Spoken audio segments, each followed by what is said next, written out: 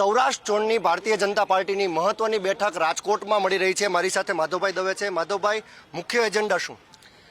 અમારી આ સૌરાષ્ટ્ર ઝોનની બેઠક છે। મુખ્ય એજન્ડા કે એવું અમારે ભારતીય જનતા પાર્ટીમાં દરેક બેઠક એક ખૂબ અગત્યની બેઠક હોય છે। એના ભાગરૂપે ઝોન વાઇઝ અમારે બેઠકો થતી હોય છે।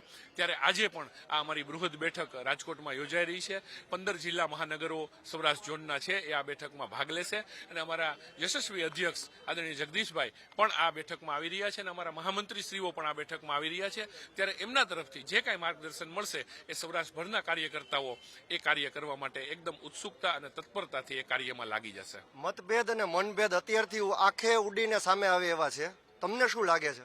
એક પણ પ્રકારના મતભેદ કે મનભેદ છે નહીં। ભારતીય જનતા પાર્ટી એક પંચનિષ્ઠા ઉપર ચાલતી પાર્ટી છે, પરિવાર આયોજિત પાર્ટી છે અને આવી કોઈ પણ વાત છે નહીં। બધા લોકો અત્યારે ખૂબ એકદમ ઉત્સાહથી કાર્ય કરી રહ્યા છે। 72 બેઠકમાંથી કેટલી બેઠક?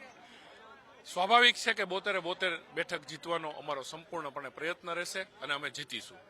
72 બેઠક ભારતીય જનતા પાર્ટી જીતશે તેવું સ્પષ્ટપણે રાજકોટ શહેર ભાજપના અધ્યક્ષનું કહેવું છે। ત્યારે એક બાદ એક સૌરાષ્ટ્રભરમાંથી તમામ આગેવાનો, કાર્યકરો અને ધારાસભ્યો રાજકોટમાં અહીં સ્વામિનારાયણ મંદિર ખાતે આવેલા પ્રમુખ સ્વામી હોલમાં અહીં આવ્યા છે અને ખાસ જે સાંજ સુધી આ બેઠક ચાલવાની છે ને તમામે તમામ લોકો આ બેઠકમાં ભાગ લેશે, સાથે એટલે કે કાર્યકરો પણ ભાગ લેવાના છે। ત્યારે રાજકોટ શહેર ભાજપના અગ્રણીઓ અહીં ઉપસ્થિત છે અને સ્પષ્ટપણે રાજકોટ મહાનગરપાલિકાની ચૂંટણીમાં ભગવો લહેરાવવા માટે થઈને આ બેઠક છે અને એક બનીને આગળ વધવા માટે થઈને સંગઠન પ્રમુખ પણ સંદેશો આપશે।